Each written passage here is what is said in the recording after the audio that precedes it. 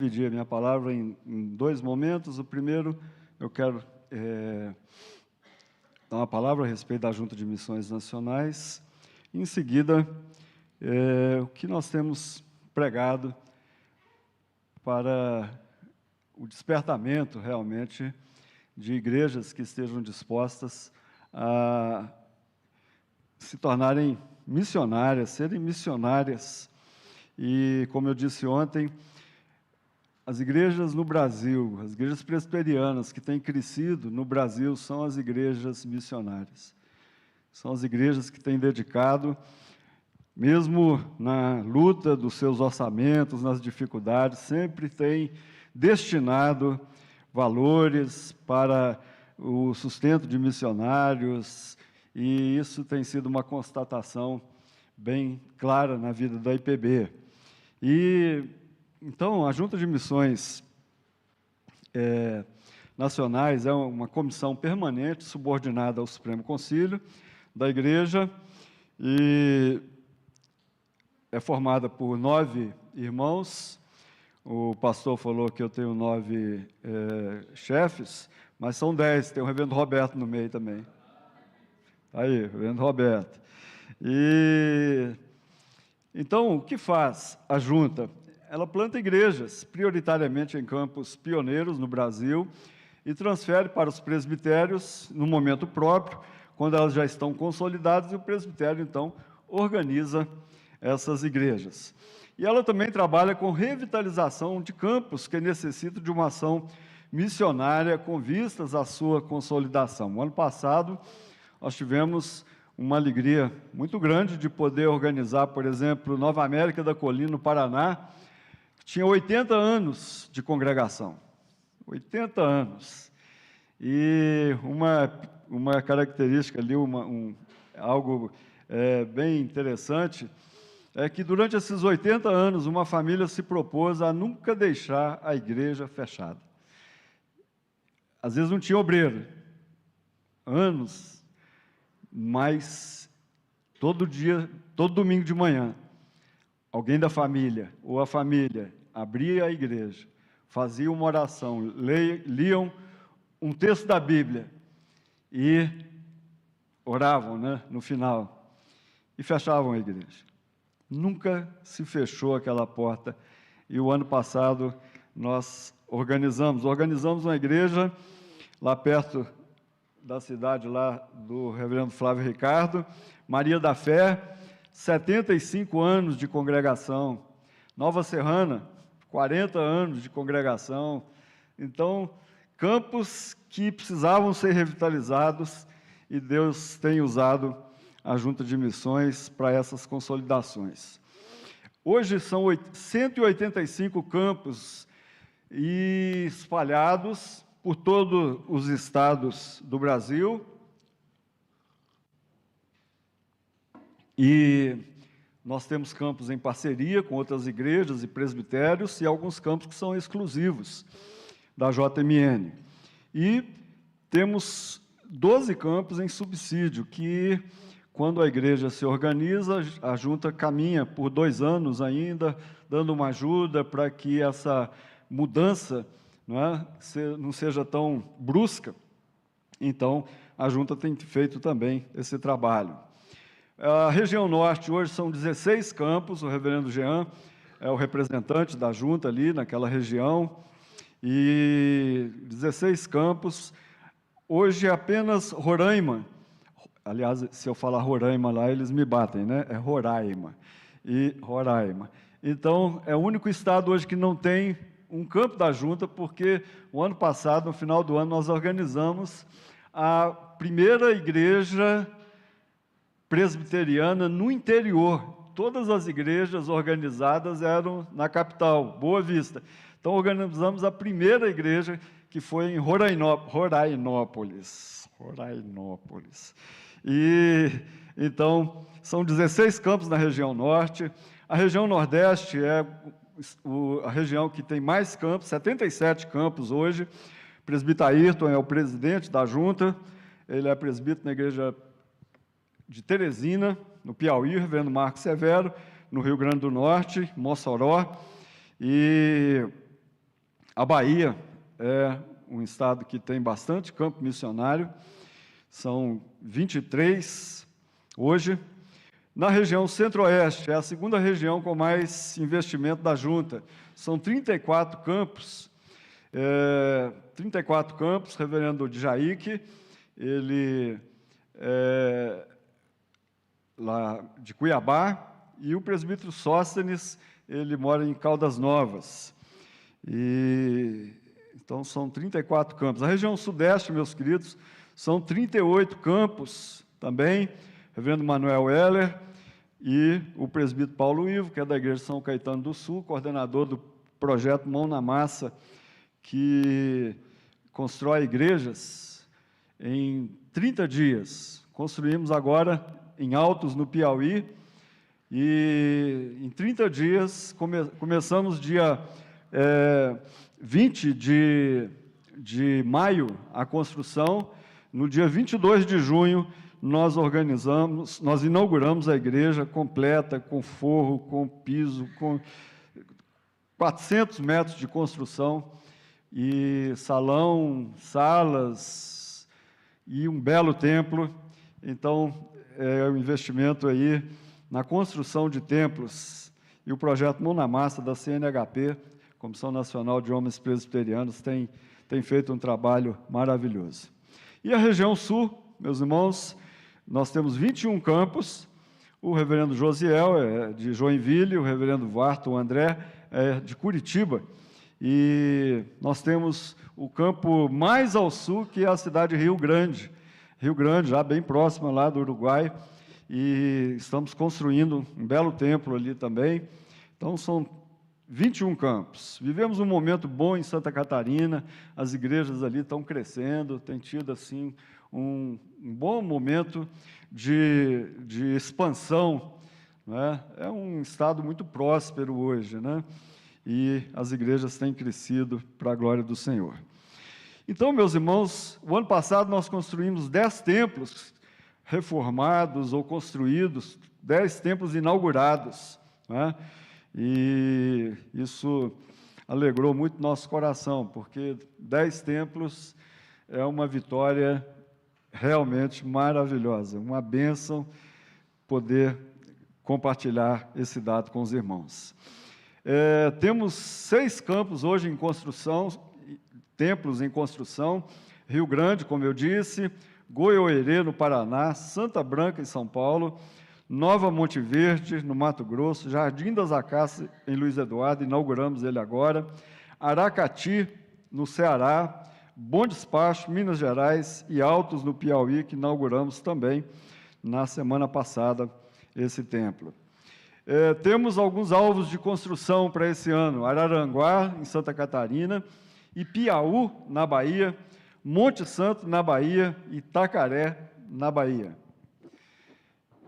Só deu Bahia, né? E temos investido ali na construção desses templos, e precisamos do apoio das igrejas, dos presbitérios, na construção desses templos. 11 campos foram organizados, para a glória do Senhor. Foi o recorde da Junta no ano.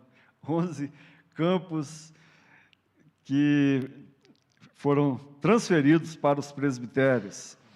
E nós louvamos a Deus por esse dado também.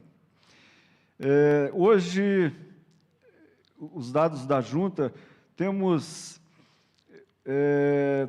3.300 membros nos nossos campos missionários, nos 185 campos. Nos 185, não. Nos 173 campos, tirando os 12 que são subsídios. Então, nós temos 2.558 membros comungantes e não comungantes 813. Mas o dado bom é que nós temos 6.000 alunos na escola dominical. Pessoas que frequentam que ainda não são membros, é o dobro, né? Pessoas que estão sendo discipuladas para serem recebidos como membros da igreja. E esse aqui é um quadro que os irmãos não vão conseguir ler muito, mas é um quadro terrível. Esse aqui é a tristeza da nossa igreja. por estado, não é?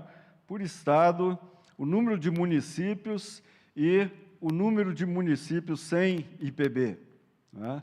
Como eu disse, São Paulo são 645 e são 363 cidades sem uma igreja presbiteriana. Ao todo, meus irmãos, no Brasil, de 5.570 municípios, com mais 32 cidades satélites em Brasília, que contamos como municípios, 5.602 cidades, 3.830, mais ou menos, não tem igreja presbiteriana, ou seja, 67% das cidades do nosso país não tem uma igreja presbiteriana ainda. Então, é algo realmente desafiador, né? É um dado realmente desafiador para nós, para as igrejas, porque é dado às igrejas locais a responsabilidade de plantar novas igrejas, né? Em São Paulo, meus irmãos, nós temos campos, aí eu vou dar uma geral rápida, sem entrar em detalhes, em Estiva Gerbe, missionário Zé Reinaldo, em Manduri, reverendo Marcelo, está ali plantando 2 igrejas, ele abriu uma congregação da congregação, e ele está plantando essas 2 igrejas. Em Panorama, reverendo Samuel, né, e a missionária Sandra, estão ali, um trabalho desafiador, um desafio realmente muito grande, passou um obreiro por lá, fez um estrago, a cidade agora é toda contra a igreja presbiteriana, o bairro não quer ir para a igreja, e ele está lutando contra isso, contra todos, para plantar uma igreja ali. Em Pereira Barreto, próximo a Panorama, reverendo Flávio Cordeiro. Em Pindorama, São Paulo também, reverendo Davi e a missionária Beatriz. Em Salesópolis, o missionário Jair Natário. Em Santa Branca, o missionário Marcelo e a missionária Sinhá estão ali plantando uma igreja, terminando a construção do templo. E em São José do Barreiro, reverendo Edson Arantes, e plantando ali uma igreja.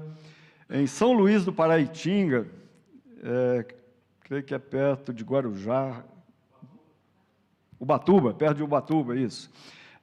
O missionário Samuel está ali.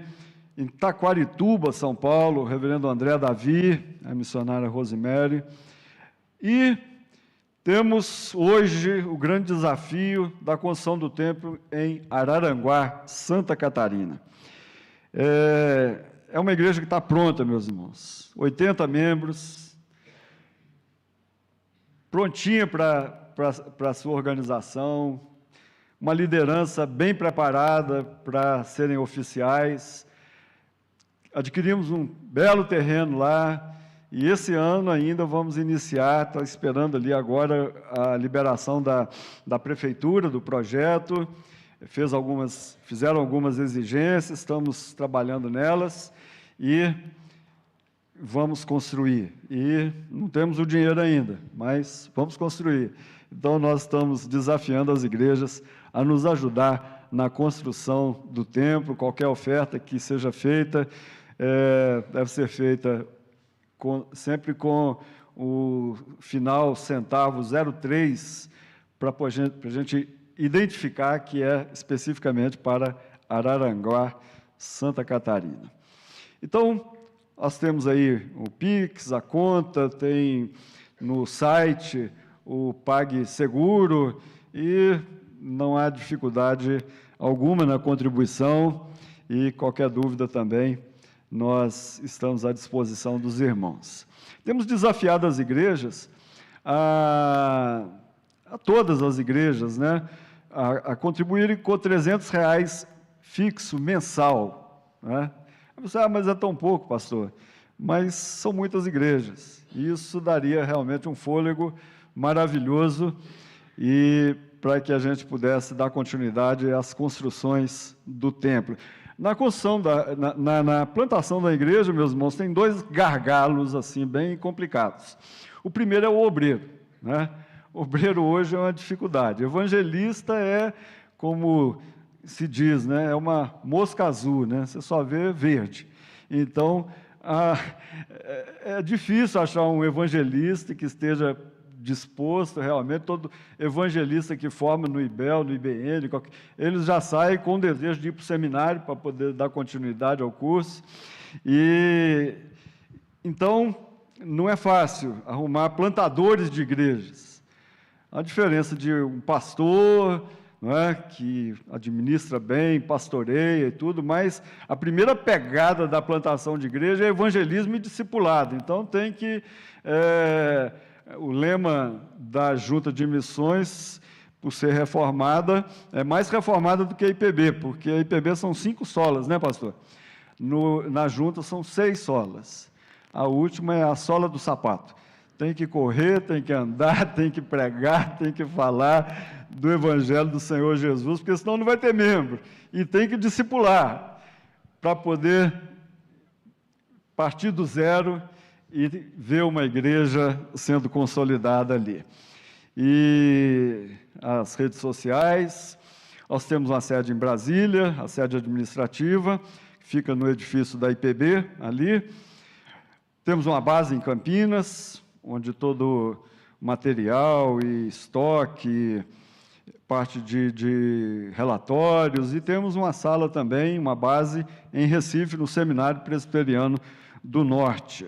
E aí entra a segunda parte da nossa palestra.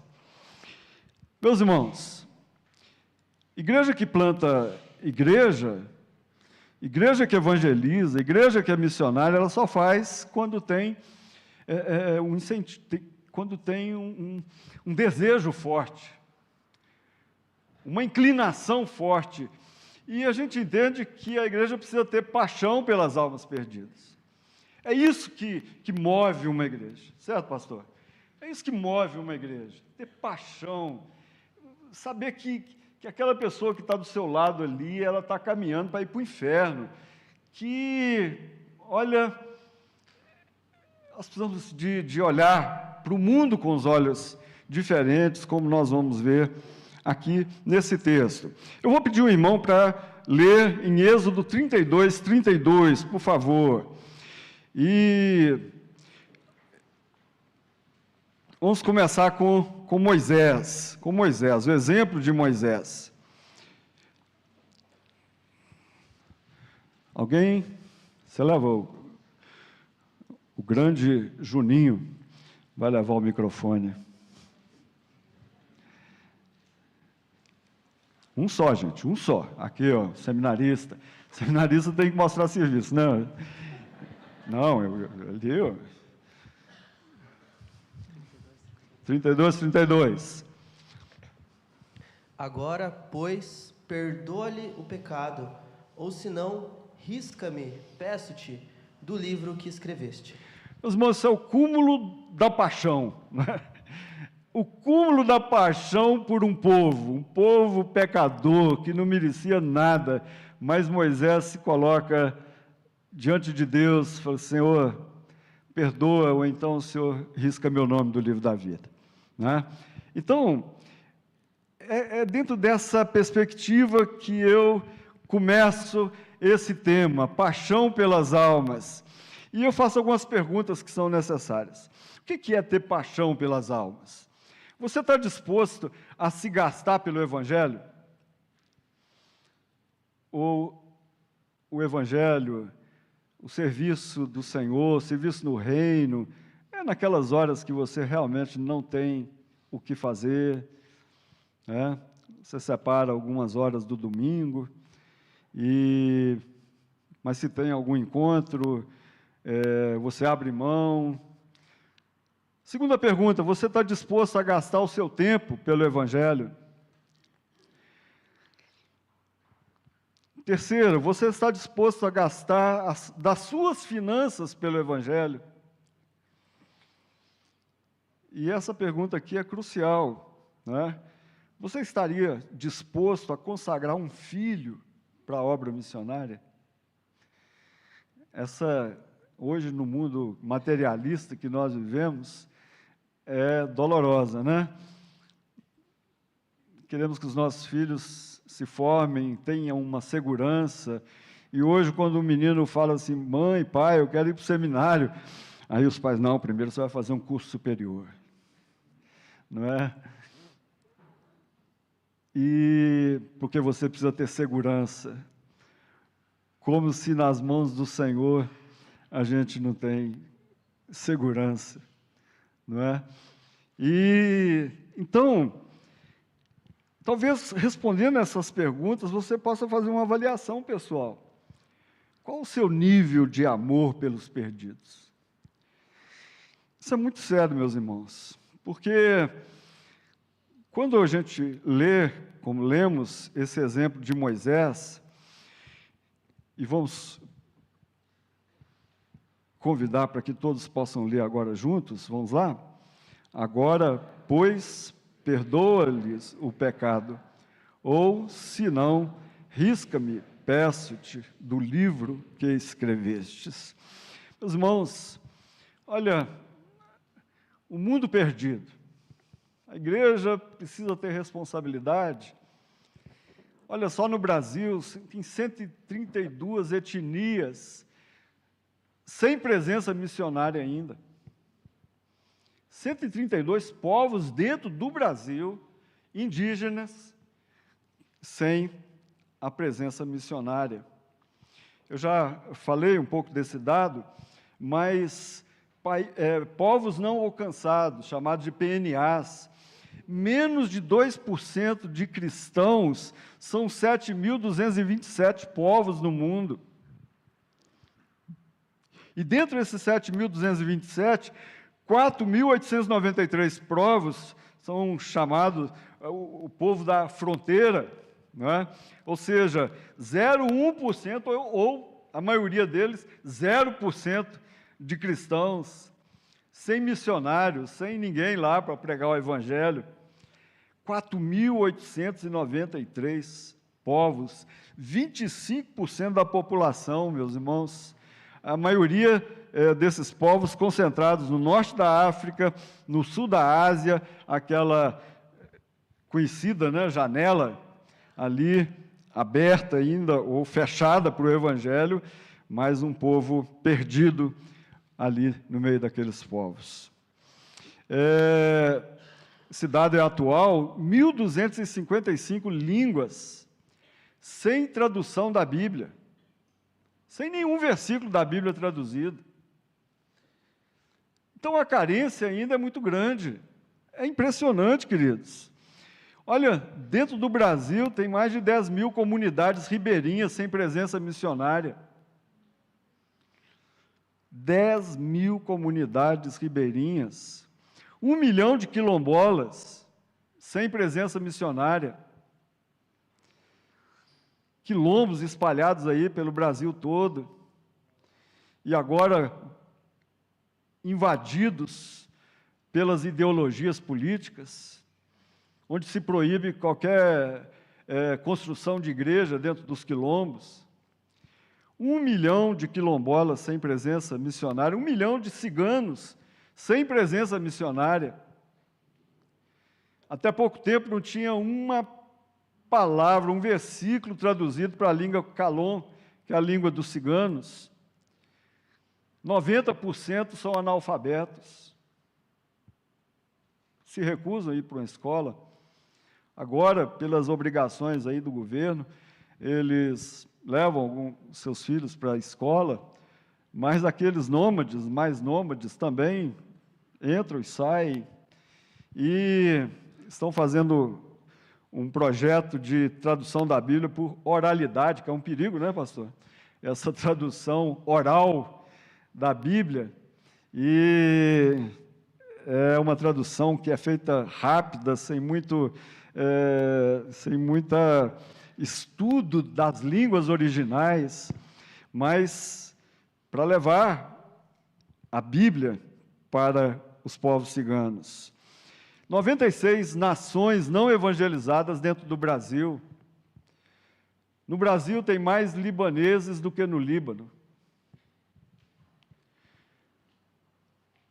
Só em São Paulo tem mais de 300 mil bolivianos vivendo uma escravidão, trabalhando 17 horas, 15 horas, morando, às vezes, no local de trabalho. Fala-se em mais de 1 milhão de venezuelanos que já entraram no Brasil, haitianos. Então, há muitas nações que precisam de missionários específicos dentro do Brasil, que aprendam a cultura para alcançar essas pessoas. Ontem uma irmã orou pelos surdos. Surdos no Brasil, meus irmãos, é considerado um povo não alcançado.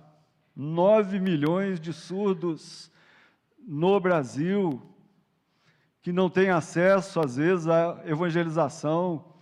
Algumas igrejas agora estão se preocupando em ensinar, a colocar uma tradução de Libras e divulgar a igreja nesse meio, né, nas comunidades de surdos. Então, é um povo perdido, queridos, que está, e eu tenho que dizer, sob a nossa responsabilidade, não é? Um povo perdido, que espera, eleitos que estão aí espalhados, que nós não sabemos, mas nós temos que proclamar o Evangelho para que possamos alcançar, porque essa história de que as pessoas estão sonhando lá no Oriente Médio, sonhando com Jesus. Meus irmãos, ninguém vai ser salvo com o sonho. O sonho apenas desperta o interesse para eles começarem a buscar onde está Jesus, porque a Bíblia já definiu que a fé vem pelo ouvir, e ouvir a palavra de Deus. Não há outra maneira de haver salvação, tem que ter proclamação. Não é pela carência de uma pessoa que ela vai ser salva. Deus vai providenciar um meio que ela encontre alguém para poder falar do Evangelho para ela, falar de Jesus, falar da palavra de Deus para ela. Então a igreja, meus irmãos, tem que se preparar. E quando o Senhor fala, né? Recebereis poder ao descer sobre vós o Espírito Santo e sereis minhas testemunhas. Olha, não é em Jerusalém, não, vamos trabalhar em Jundiaí. Quando acabarmos de evangelizar Jundiaí, nós vamos para o Brasil, plantar a igreja em outros lugares, na Judéia, vamos para os excluídos, que são os samaritanos, e vamos então depois aos confins. Não, meus irmãos, é a responsabilidade, é algo que tem que acontecer, né, em projetos simultâneos e concomitantes ali na evangelização do mundo. Mas e a igreja? Né? Vamos ler. Outro irmão, por favor, Juninho, me ajude. 2 Coríntios, Coríntios não, né, meus irmãos? Coríntios está aí embaixo, desculpa, Cláudio, mas Coríntios não, né? 2 Coríntios, capítulo 12, versículo 15. Alguém leia, por favor.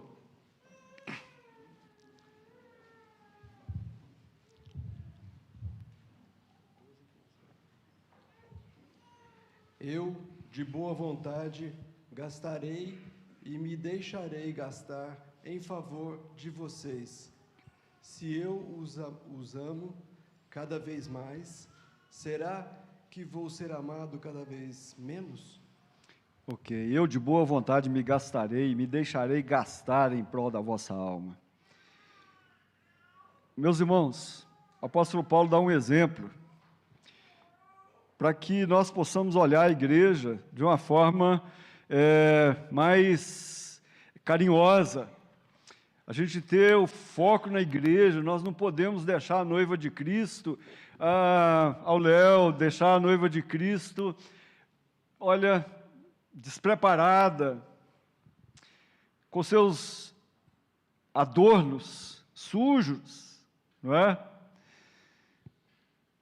Não, nós precisamos amar a igreja de Deus, nós precisamos de nos gastar para que a igreja seja encontrada fiel.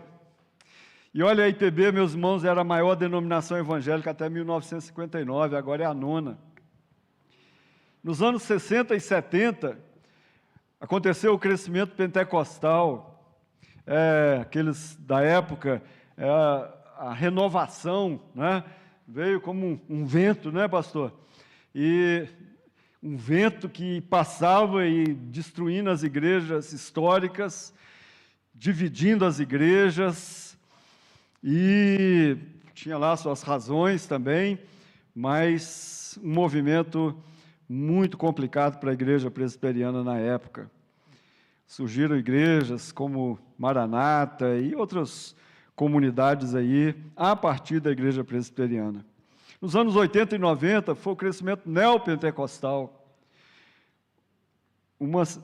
Olha, teologia da prosperidade, confissão positiva, e tantas outras coisas, dente de ouro, e um monte de coisa que veio também trazer situações, unção do riso, meus irmãos. No meio do louvor, a igreja parava de cantar, deitava no chão e começava a dar gargalhada, por louvor a Deus. As coisas loucas. E a partir do ano 2000 é o crescimento dos desigrejados. Se a Igreja Católica tinha os não praticantes, a igreja evangélica inventou os desigrejados, não é? E a pandemia veio para fortalecer esse grupo. Aprenderam a escutar os sermões virtualmente. Quando muito, passavam um Pix, né, de oferta para alguma igreja. Eu vou contribuir com a tua igreja porque lá estão fazendo alguma coisa. Então, no ano 2000 era 1 milhão de desigrejados. No ano de 2010, esse número subiu para 10 milhões de desigrejados. Hoje, a estatística é maior ainda, fala-se em 15 milhões de desigrejados. Fomos fazer um projeto missionário numa cidade em Goiás, Corumbá de Goiás, e nós encontramos 2 tipos de pessoas lá. 3 tipos de pessoas. Os católicos, a maioria da cidade, os evangélicos, e o terceiro grupo eram os afastados. O grupo era maior do que o grupo dos evangélicos. Pessoas que já passaram por uma igreja, se decepcionaram e já não queriam mais, mas se consideravam evangélicos. Não voltavam para a igreja católica, mas também não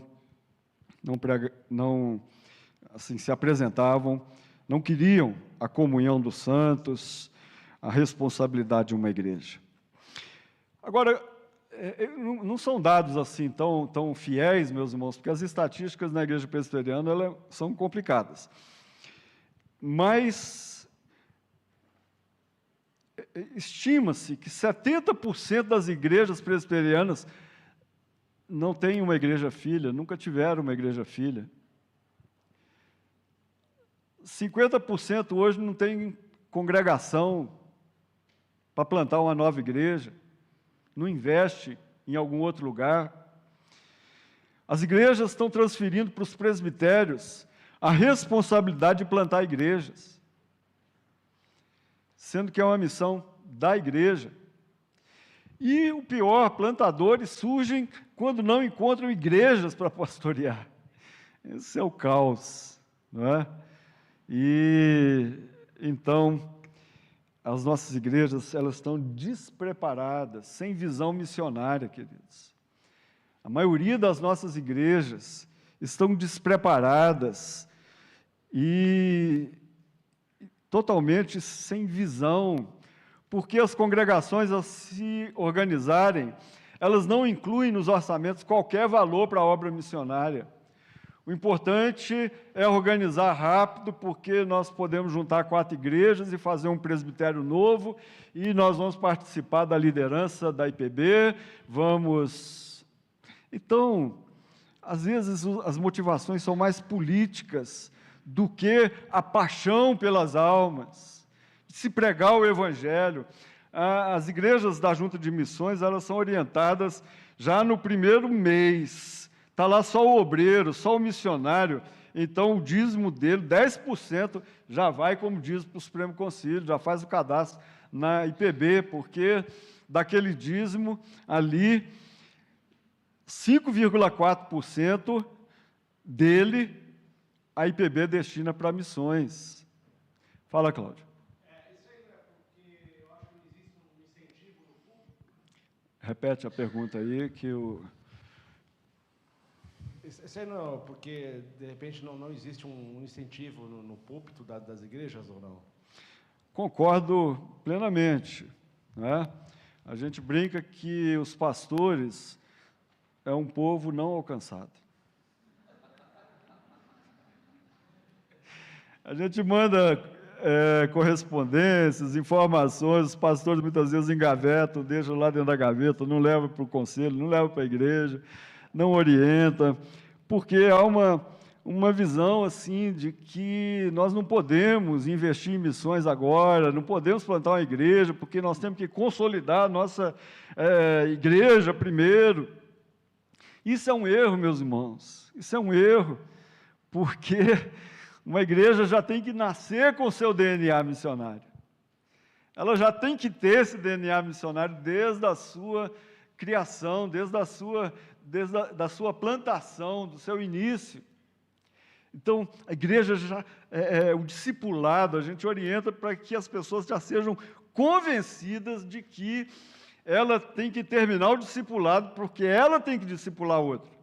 Discipular um outro amigo, uma amiga, um jovem, uma criança, um filho, né? E, então, as nossas congregações, elas não estão sendo incentivadas para que a igreja já possa nascer com o seu DNA missionário.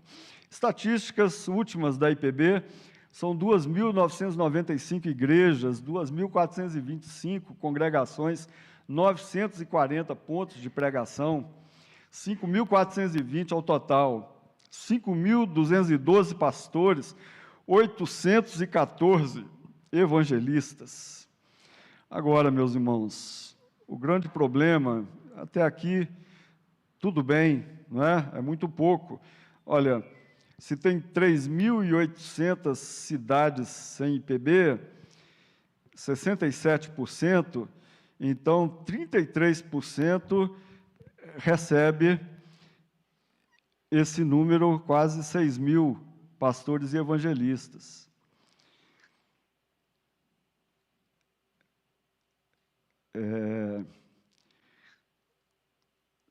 Vão ser 5.570, menos 3.800, vai dar aí menos de 2.000, né? Igrejas, para 6.000 pastores. Os pastores querem ficar na capital, os pastores querem ficar nas boas cidades, né? Então, os jovens se formam no seminário, eles já estão assim desejosos, não de ir para o campo missionário, eles estão desejosos de ir para o André Jumper fazer mestrado, né? E querem ser pastores auxiliares de igrejas boas, já plantadas, mas sem essa visão de plantar novas igrejas. Então, a média de crescimento da IPB hoje, meus irmãos, é 1,5% a 2% ao ano. Fala, Marcos, presbítero Marcos. Eu não sei se pode vir do Supremo, né, uma determinação.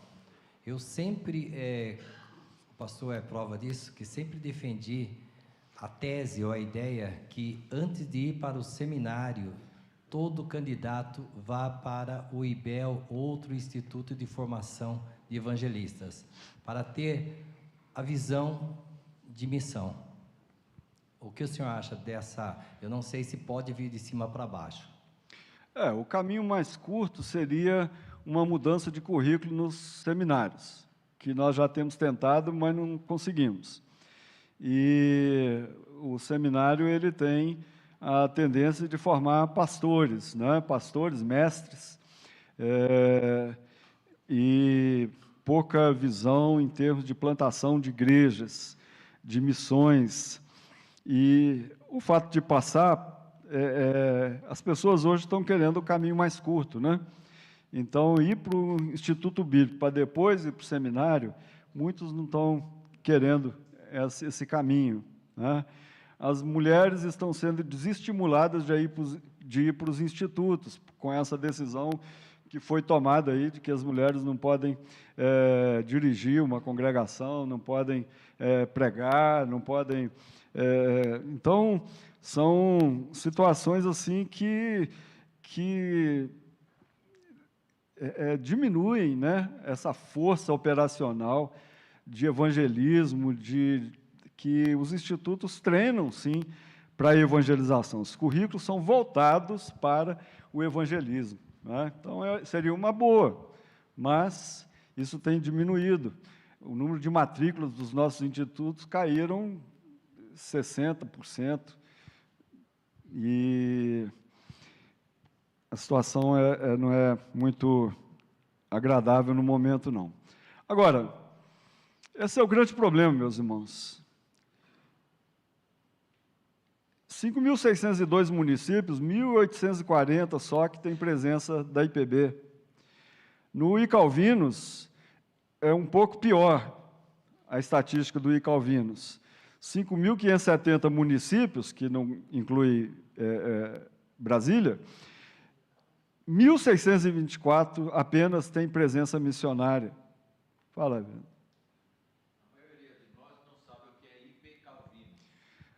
Icalvinos é um sistema da Igreja Presbiteriana do Brasil que faz as estatísticas da igreja, né?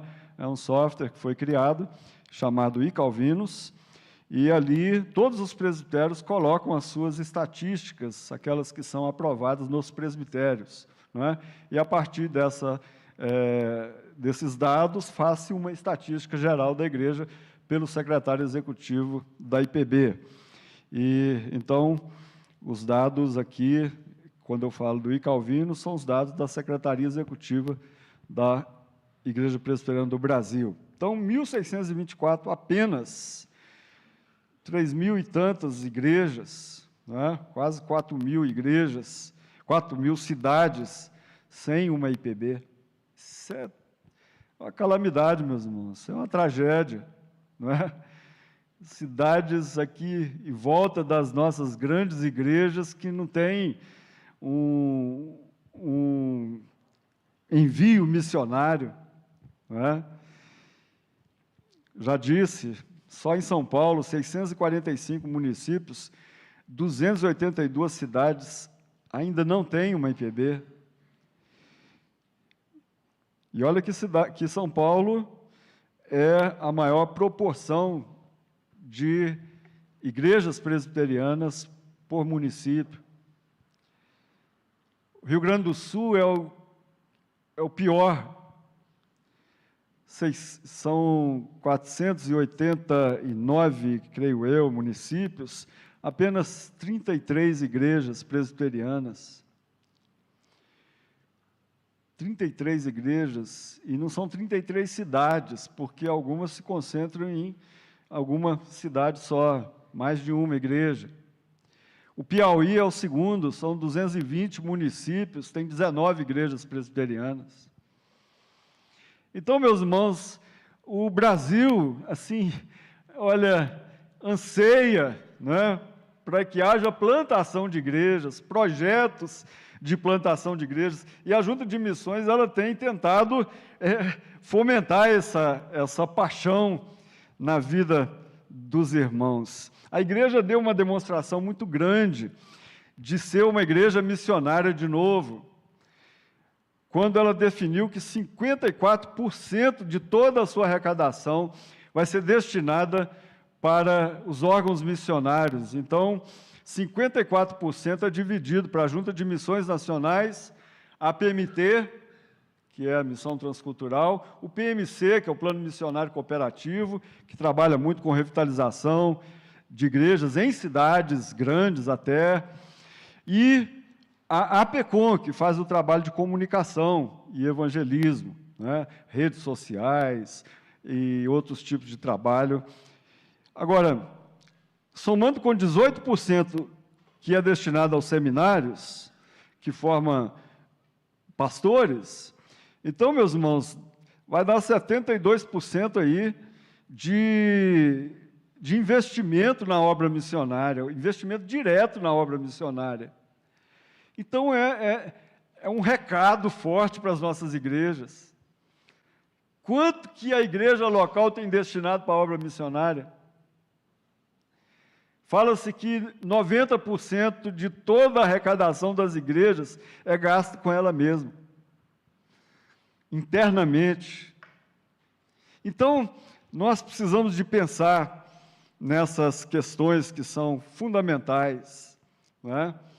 E eu tirei essa foto no Supremo Concílio de Natal, quando todo o Supremo Concílio se ajoelhou, orando pela obra missionária, pelos órgãos missionários.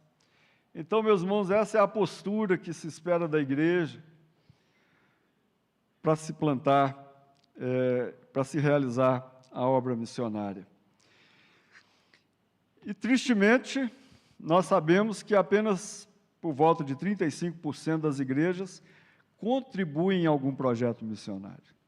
35% apenas. E 50% apenas das igrejas contribuem com o dízimo ao Supremo Concílio.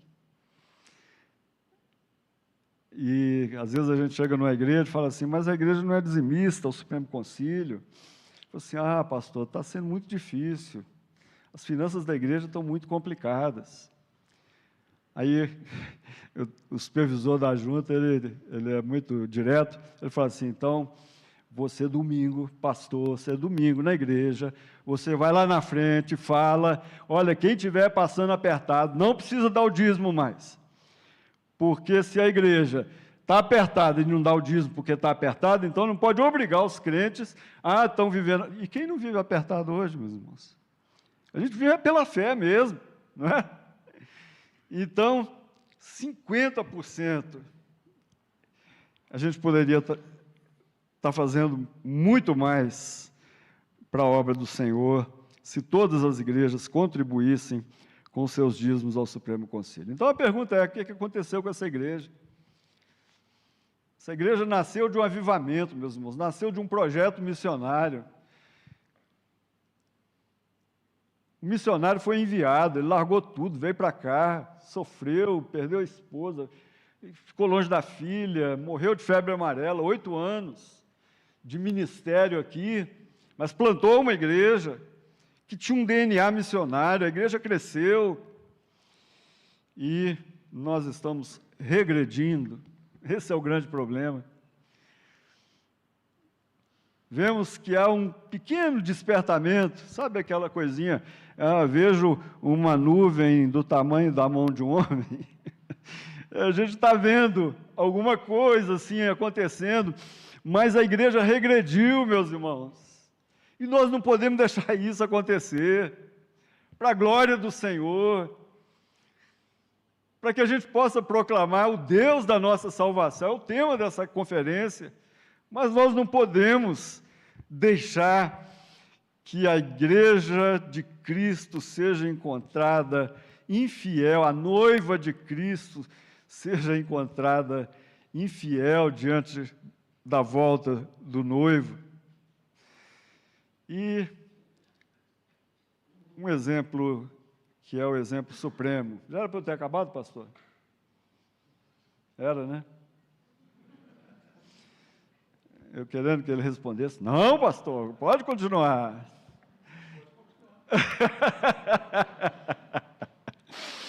E eu termino mais alguns minutos, queridos. Olha, o exemplo de Jesus. Marcos 6, 34.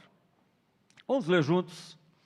Ao desembarcar, viu Jesus uma grande multidão e compadeceu-se deles, porque eram como ovelhas que não têm pastor, e passou a ensinar-lhes muitas coisas. Meus irmãos, o que a gente vê nesse texto, Jesus ele tinha chamado os discípulos, olha, vamos encontrar um lugar para a gente descansar. Vocês estão muito cansados. Vamos descansar um pouco. Aí eles deram a volta, passaram com o barco. Quando chegaram do outro lado, eles encontraram a multidão, ligou o GPS e viu mais ou menos para onde que Jesus ia. E quando Jesus chegou do outro lado, estava lá o pessoal esperando, a multidão. E Jesus compadeceu-se deles. Aí, meus irmãos, algumas coisas que a gente tira desse texto que são importantes, eu termino sem me delongar em cada uma delas. Primeiro, a igreja tem que repensar a agenda. Não está na hora de descansar mais, não. As coisas são urgentes. Estão vendo o que está acontecendo no Brasil, com as escolas. O Conselho de Educação se reuniu. A única coisa que não se falou no Conselho de Educação aí foi em matemática, em geografia, em português. Só se falou em ideologia. Então, nós estamos vendo as nossas crianças sendo doutrinadas. Alguma coisa tem que ser feita, então nós temos que mudar a agenda. A igreja vai ter que repensar o planejamento, a igreja tem que repensar o orçamento. Não está na hora de descansar, as ovelhas estão aí, sem pastor. Então, os presbíteros, os pastores, a liderança da igreja, a presidente da SAF, o PH, mocidade, o UPA, olha, precisa de rever o planejamento, chega de programação só para a própria turma da igreja. Ah, vamos fazer um cachorro-quente. Olha, só come cachorro-quente se alguém trouxer outra pessoa para comer cachorro-quente. Fazer cachorro-quente para os crentes só vai engordar, meus irmãos. Não é? E o que os adolescentes e jovens não querem é engordar.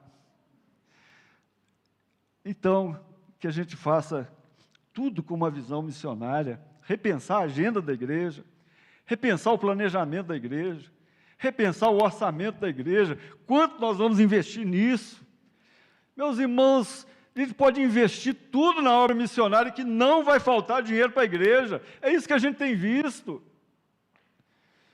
A segunda coisa, meus irmãos, que a gente aprende com Jesus é mudar a visão. Os discípulos chegaram vendo aquela multidão e falaram assim, olha o povo aí de novo, olha o povo chato. Mas Jesus olha com uma visão diferente. Jesus compadeceu-se. Jesus tinha paixão pelas almas perdidas, as ovelhas perdidas da casa de Israel. Então, meus irmãos, a igreja tem que mudar a sua visão. Quando olha lá para fora, vê algum grupo de jovens ali, vestindo roupa preta, cheio de piercing. Poxa, quem da igreja pode fazer alguma coisa, alcançar esse grupo, fazer um projeto? As crianças, os idosos, a terceira idade, meus irmãos, precisa ser evangelizada. E tem pouco tempo para ser evangelizada. Então, nós precisamos de mudar a nossa visão. Em terceiro lugar, meus irmãos, nós temos que fugir da omissão. Senhor, esse povo tem que ir embora porque está tarde, eles precisam sair daqui, comprar alguma coisa, achar um supermercado 24 horas, uma casa de conveniência, aí, um posto de gasolina, comprar alguma coisa, porque está ficando tarde. Jesus falou assim, por que vocês mesmos não dão de comer essa multidão? E a omissão começa quando aqueles discípulos tomam um susto e falam: Senhor, não tem condição não, a gente não tem dinheiro, como é que nós vamos plantar uma igreja? Como que nós vamos evangelizar o grupo tal? Como que nós vamos investir nessa juventude, fazer um programa de louvor ao ar livre? É muito dinheiro, o som é caro para alugar. E por que vocês mesmos não fazem isso? Ah, meus irmãos, nós precisamos de entender que nós não podemos ser omissos, porque isso está na nossa mão, e Deus é o Deus da obra. Então, nós não podemos fugir dessa responsabilidade. E, finalmente, meus irmãos, para terminar, nós precisamos de cumprir a missão. Jesus perguntou o que eles tinham nas mãos. E às vezes a gente acha que a gente tem muito pouco, né? 5 pães e 2 peixes é muito pouco. Às vezes um dom que Deus te deu é tão pouco. Talvez o Senhor te deu um pouco mais de capacidade financeira, mas é muito pouco, sobra muito pouco. Às vezes, Deus te deu alguma coisa, mas nós temos a tendência de guardar as reservas. Então, meus irmãos, o Senhor Jesus pegou aqueles 5 pães, 2 peixes, e a missão se faz de 2 maneiras. E eu termino com isso. Primeiro, erguendo as mãos aos céus. Senhor, alimenta essa multidão.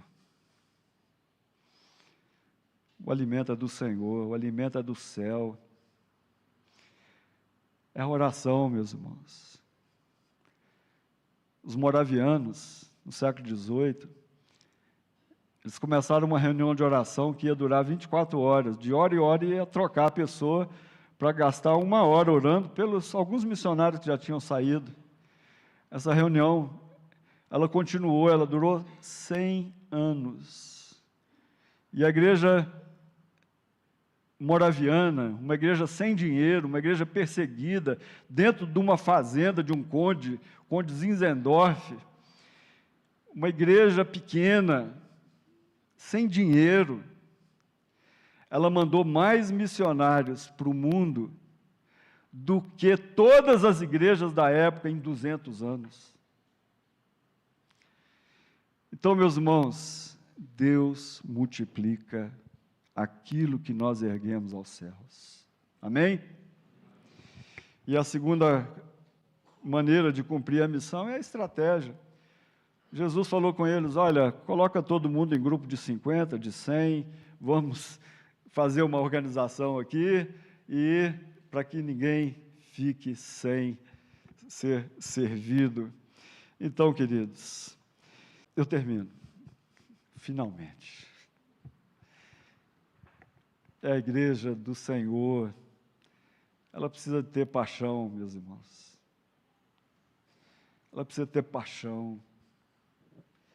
Nós não podemos ser um povo engessado, frio, ritualista, que a gente quer bater o ponto na igreja. Quando um pastor visitante demora mais do que o normal, eu já fico assim. Estou brincando. Mas nós precisamos colocar o nosso coração diante do altar de Deus e falar assim: Senhor, usa a minha vida. Usa a minha vida.